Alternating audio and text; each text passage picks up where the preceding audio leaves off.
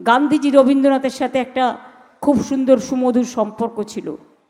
আর যখন জালিয়ানওয়ালাবাগে হত্যাকাণ্ড হয় তখন গান্ধীজি কি লিখেছিলেন, এ মণিহার আমায় নাহি সাজে। তখন গান্ধীজি কি লিখেছিলেন, এ মণিহার আমায় নাহি সাজে, এ মণিহার আমায় নাহি সাজে। নাইট উপাধি ত্যাগ করে দিয়েছিলেন। নমস্কার বন্ধুরা, আপনারা দেখছেন পারফেক্ট পলিটিক্স, সাদা বাংলায় রাজনীতির কথা।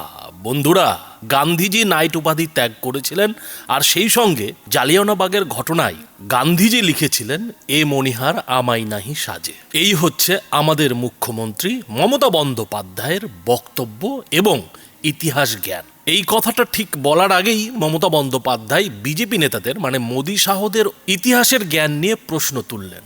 আর ইতিহাসের জ্ঞান নিয়ে প্রশ্ন তোলার পর তিনি নিজেই যা ইতিহাসের জ্ঞান দিলেন, তাতে বাঙালি হিসেবে সত্যি কোথায় মুখ লুকোবো জানি না। মানে বাঙালি কোথায় এগিয়ে গেছে যে গান্ধীজি নাইট উপাধি ত্যাগ করছেন আর গান্ধীজি বাংলায় লিখছেন, এই মণিহার আমায় নাহি সাজে।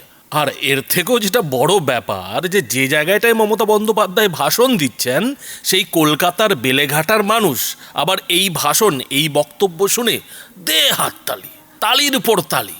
আর মঞ্চে বসে রয়েছেন স্বয়ং শ্রীমান কুণাল ঘোষের মতো নেতা।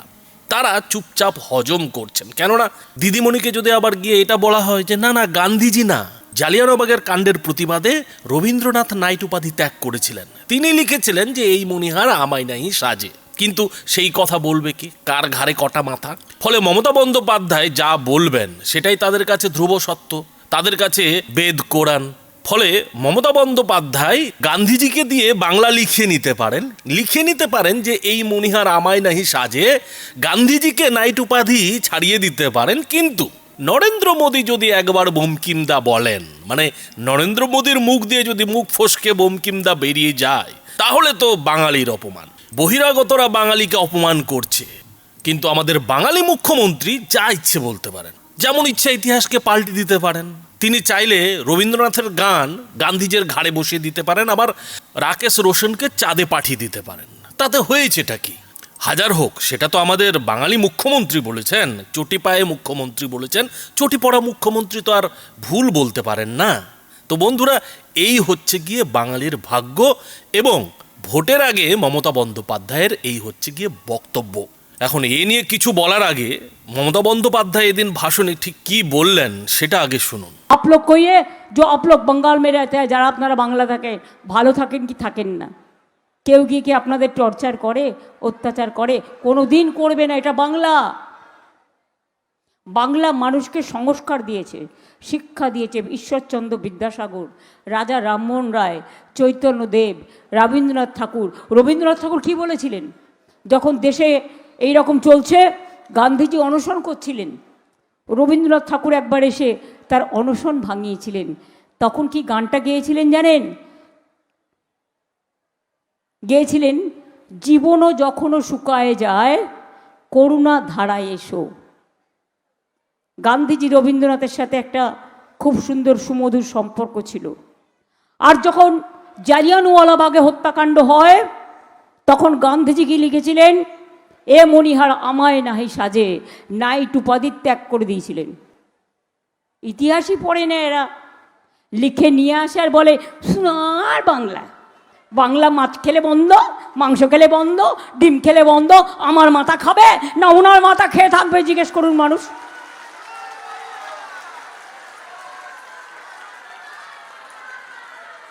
কে কি খাবে তার অধিকার। এরা হচ্ছে দুরাচারী, স্বৈরাচারী, ব্যভিচারী, ভোট কাটারি, অত্যাচারী, অনাচারী, দুর্ব্যবহারী, যত ওয়ার্ড আছে বললেও আমার শেষ হবে না।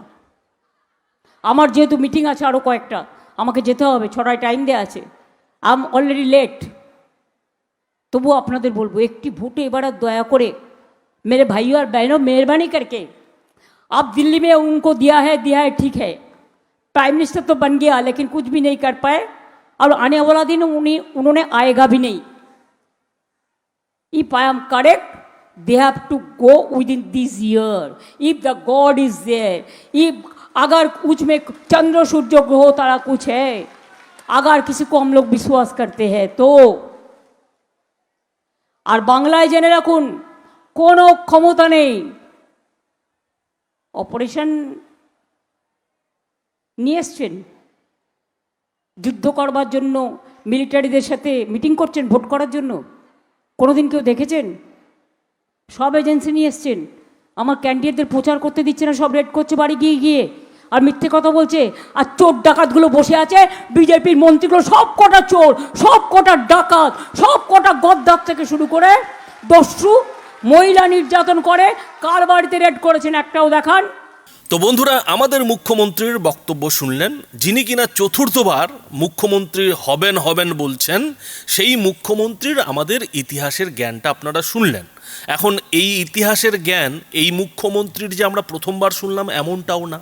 মমতা বন্দ্যোপাধ্যায়ের যে জেনারেল নলেজ, সাধারণ জ্ঞান, সেই সাধারণ জ্ঞান কত গভীর তার পরিচয় তো বাংলার মানুষ, বাঙালিরা আগেও পেয়েছে।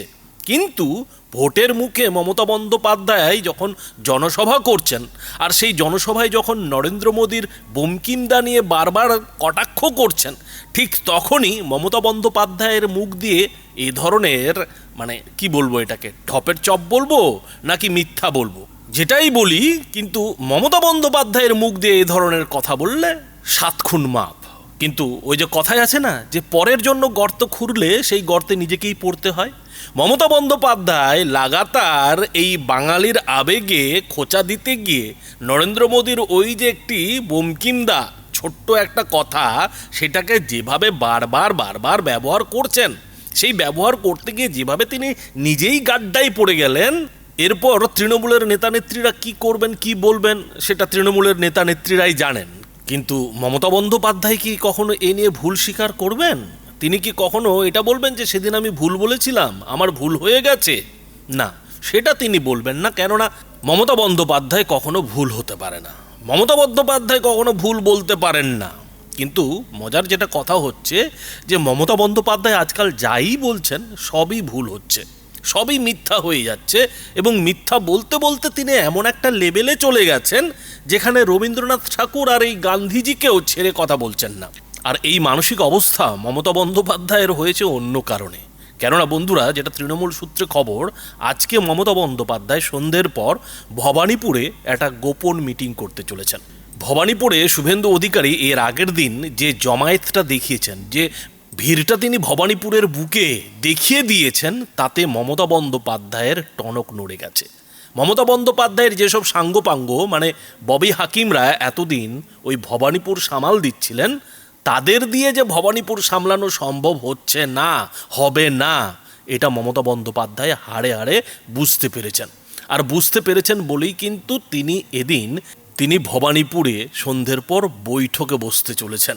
আর সেই বৈঠকে ভবানীপুরে তিনি কি করে জিতবেন, এই যে শুভেন্দু অধিকারীর ভবানীপুরে একেবারে গড় তৈরি করে ফেলা, চ্যালেঞ্জ দিয়ে ফেলা, যে নন্দীগ্রামে তো হারিয়েছি, এবার ভবানীপুরেও হারাবো। আর সেই চ্যালেঞ্জ শুধুমাত্র দেওয়া নয়, ভবানীপুরে গতকাল তিনি রোড শো করে যে ভিড়টা ভবানীপুরের মানুষকে দেখিয়ে দিয়েছেন, মমতা বন্দ্যোপাধ্যায়কে দেখিয়ে দিয়েছেন, কিংবা তৃণমূলের নেতাদের যে দেখিয়ে দিয়েছেন, সেটা মমতা বন্দ্যোপাধ্যায়ের কানে ঠিকই পৌঁছেছে। হয়তো মমতা বন্দ্যোপাধ্যায় সেই ভিড়ের ছবিটাও দেখেছেন, ফলে মমতা বন্দ্যোপাধ্যায় বুঝতে পেরেছেন যে ভবানীপুরটাকে ধরে রাখতে গেলে আর দেরি করা যাবে না, এবার ভবানীপুর সামলাতে হবে, ভবানীপুরে নামতে হবে।